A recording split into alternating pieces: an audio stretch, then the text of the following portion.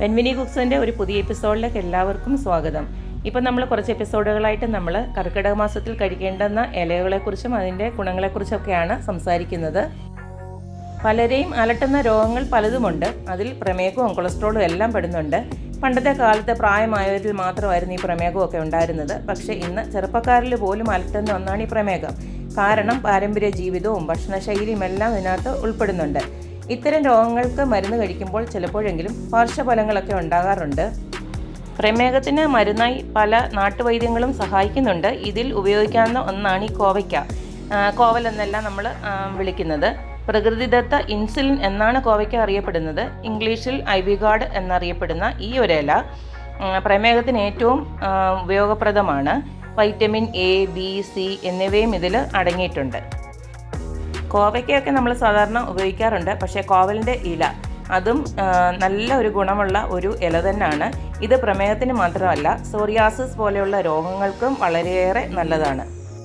കോവലിൻ്റെ ഇലയൊക്കെ ഉണക്കിപ്പൊടിച്ച് ഇത് ചെറു ചൂടുള്ള വെള്ളത്തിൽ കലക്കി 3 നേരം കുടിക്കുന്നത് സോറിയാസിസ് പോലെയുള്ള ചർമ്മരോഗങ്ങളെ പ്രതിരോധിക്കാൻ നല്ലതാണ്. ഇതുപോലെ കോവലിൻ്റെ ഇലയും ഞവരയിലയും ചേർത്ത് കഴിക്കുന്നത് എല്ലുകളുടെ ബലത്തിനും സന്ധി തേയ്മാനത്തിനുമൊക്കെ നല്ലതാണ്. അതുകൊണ്ട് ഇന്ന് നമ്മൾ കോവലിൻ്റെ ഇലയുടെ ഒരു തോരനാണ് ഇന്ന് നമ്മൾ കാണിക്കാൻ പോകുന്നത്. ഇതുപോലുള്ള കോവലിൻ്റെ നല്ല കിളുന്ന ഇലയൊക്കെ കിട്ടുമ്പോൾ ഇതുപോലത്തെ ഒന്ന് തോരൻ വെച്ച് കഴിക്കുന്നത് വളരെയേറെ നല്ലതാണ്. അത് നമ്മുടെ ഡെയിലി ലൈഫിൽ ഉൾപ്പെടുത്തുന്നതും നല്ലതാണ്.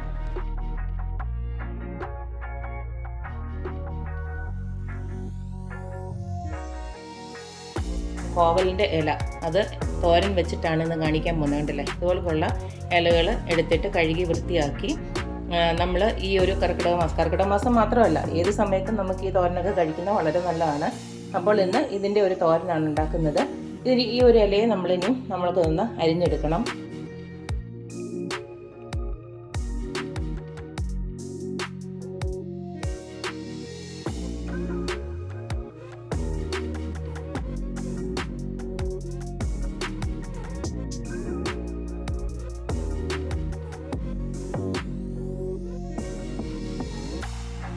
കോവലിൻ്റെ ഇലയൊക്കെ ഇപ്പം ഞാനിവിടെ അരിഞ്ഞ് എടുത്തിട്ടുണ്ട്. ഇതുപോലെ തന്നെ നല്ല നൈസായിട്ട് തന്നെ നമുക്ക് അരിഞ്ഞെടുക്കണം. ഇനി ഇതിന് നമുക്കൊരു അരപ്പ് തയ്യാറാക്കാനുണ്ട്. അപ്പോൾ നമ്മുടെ അരപ്പിന് വേണ്ടുന്ന സാധനങ്ങൾ കുറച്ച് തേങ്ങ തിരുമിയത് വേണം, കുറച്ച് മഞ്ഞൾപ്പൊടി, ചെറിയ ജീരകം, വെളുത്തുള്ളി, കാന്താരിമുളക്. നമ്മൾ വെളുത്തുള്ളിയും കാന്താരിമുളകും ഒക്കെ നമ്മുടെ ഇങ്ങനെ തോരനില്ലാത്തൊക്കെ ധാരാളം കഴിക്കുന്നത് നല്ലതാണ്. കൊളസ്ട്രോൾ, പ്രഷർ അങ്ങനെയൊക്കെയുള്ള അസുഖങ്ങൾക്കൊക്കെ ഒരു പരിഹാരമായി മാറും ഇങ്ങനെയൊക്കെ ഉള്ളത് നമ്മൾ ഡെയിലി റൂട്ടീനിൽ ഉപയോഗിച്ച് കഴിഞ്ഞാൽ. അപ്പോൾ ഈ ഒരു രീതിയിൽ തന്നെ തോരൻ വെക്കുന്നതാണ് നമുക്ക് നല്ലത്. അതുകൊണ്ട് നമുക്കിതിനെ ഒന്ന് ചതച്ചെടുക്കണം.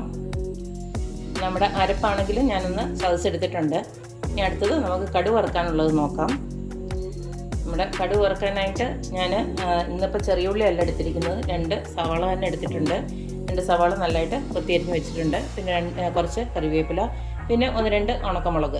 ഇത്രയാണ് ഞാൻ കടുക് വറുക്കാനായിട്ട് എടുത്തേക്കുന്നത്. ഇപ്പം നമ്മുടെ തോരൻ ഉണ്ടാക്കാനായിട്ട് ഞാനൊരു പാനിലോട്ട് കുറച്ച് വെളിച്ചെണ്ണ ഒഴിച്ചു കൊടുത്തിട്ടുണ്ട്. വെളിച്ചെണ്ണ ചൂടായി വന്നിട്ടുണ്ട്. അപ്പം നമുക്ക് കുറച്ച് കടുക് ഇട്ട് കൊടുക്കാം.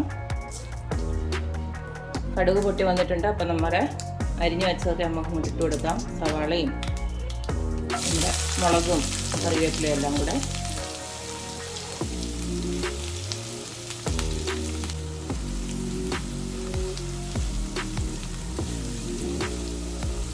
ഇതിലേക്ക് നമുക്ക് ആവശ്യത്തിനുള്ള ഉപ്പൊന്ന് ഇട്ട് കൊടുക്കാം.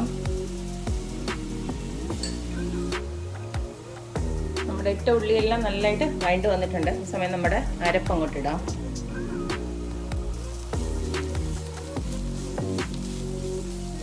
ഇതിലേക്ക് നമ്മുടെ അരിഞ്ഞു വെച്ചിരിക്കുന്ന ഇലയോടെ അങ്ങോട്ടിടാം.